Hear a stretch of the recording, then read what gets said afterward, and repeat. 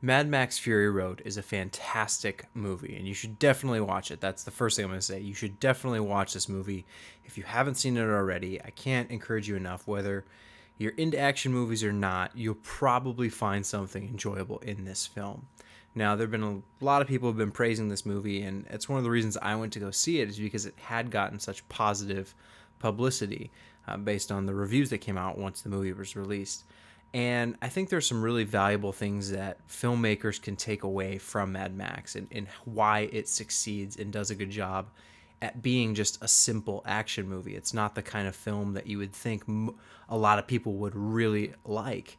But because of the things that Mad Max does, it's able to succeed and kind of go beyond the typical action, dumb Hollywood blockbuster. And the first thing is the script. Now, the story in Mad Max Fury Road is nothing spectacular. It is very limited, very minimal, but what's there is good. You know, the characters are well fleshed out, they have variety. There's some diversity going on there. I'll get into that a little bit later. But the script itself does some really cool things, and I don't know how much this is in the actual scripting or decisions that were made on set, but I imagine it was kind of in this pre-production world building element, that pre-production phase where they were looking at all the different components of this universe and how they were going to bring it all together.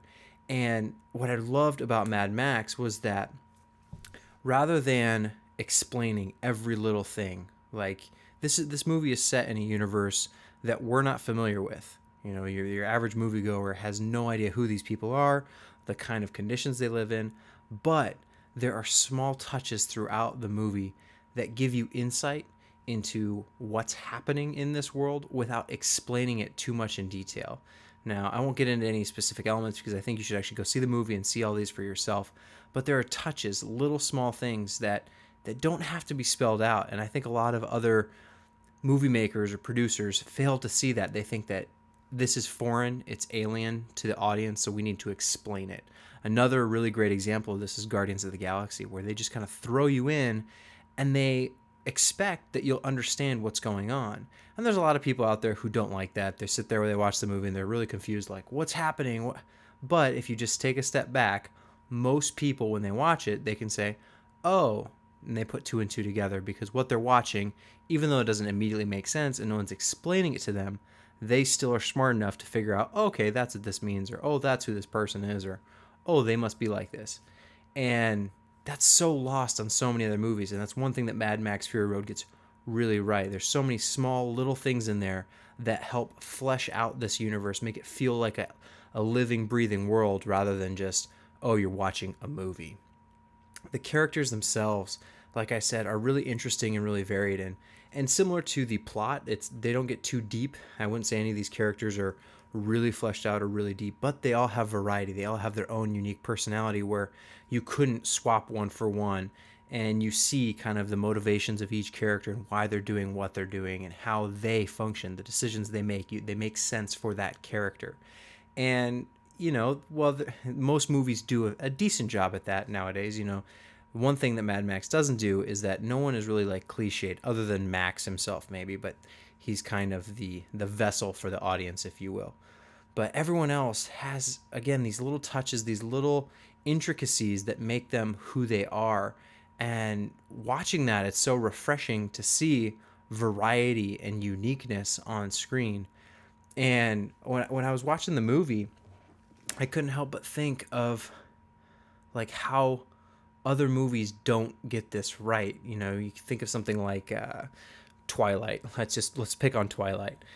That movie, the characters all act very, very similar to one another. The dialogue, how they respond, it's all very one dimensional. And one dimensional, I mean by like it feels like it's one person acting as each one of those characters. Where Mad Max Fury Road feels like these are distinct personalities that are working together in some situations or in conflict in other situations, and they all have distinct personalities and traits that separate them from one another, the way they talk, the way they think, the way they react. Most action movies fall apart when you don't care about the characters. And another thing that Mad Max Fury Road does really well is it makes these characters vulnerable. Again, I'm not going to get into spoilers, so you don't have to worry about that. But there are some serious consequences for some characters in this movie, and you feel that immediately from the very get go.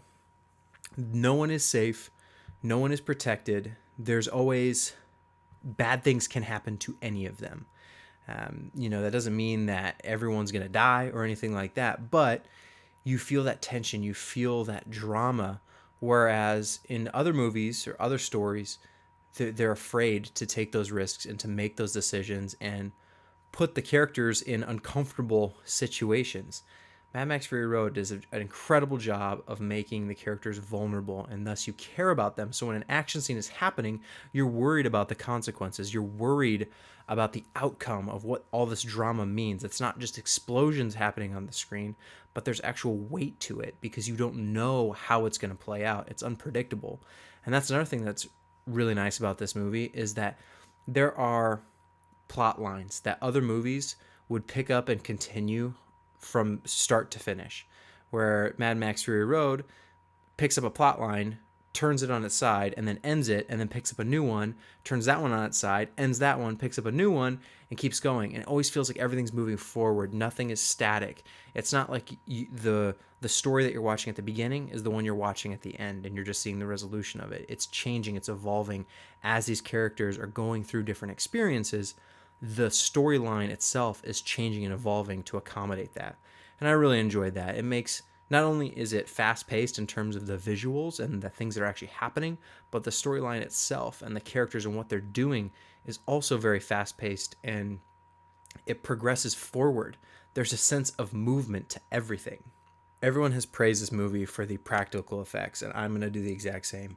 It's another reason why you feel this weight, you feel the tension and the drama of each of these scenes, because the effects are real, as real as they can be in movie making.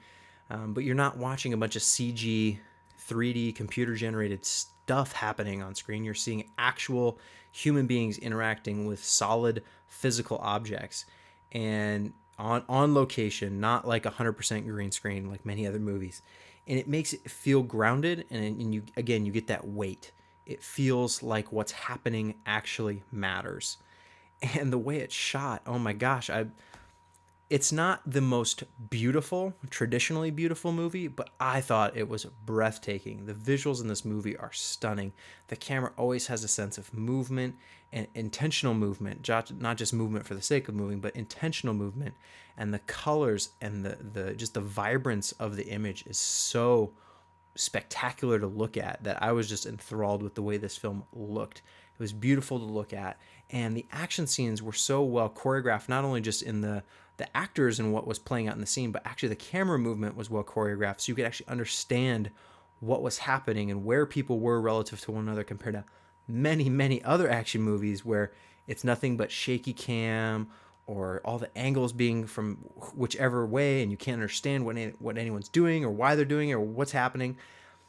Mad Max Fury Road is so well shot. I don't think it's the best shot movie ever. There's certainly other things that look better, but it makes sense for the universe and for the story that's being told, the way it's shot, as well as the editing. The editing I also thought was really well done, very fast paced, kind of what you would expect for a movie like this. But also kind of there are a few moments where I expected them to linger on shots longer than they did, and they cut away. And so it always gave you that sense of suspense and drama, because what you wanted to keep looking at, they would cut and remove and go to something else.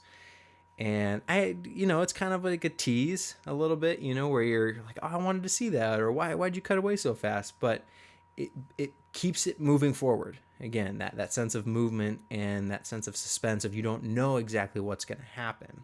So I could not recommend this movie enough. If you haven't seen it, definitely go check it out. It's an action movie, but an action movie that almost anyone can enjoy, just because of all the stuff in it. There's really the only downside, the negative thing I would say about it, is that the story itself is rather limited, but that's okay. I didn't need something really deep and intricate and complex.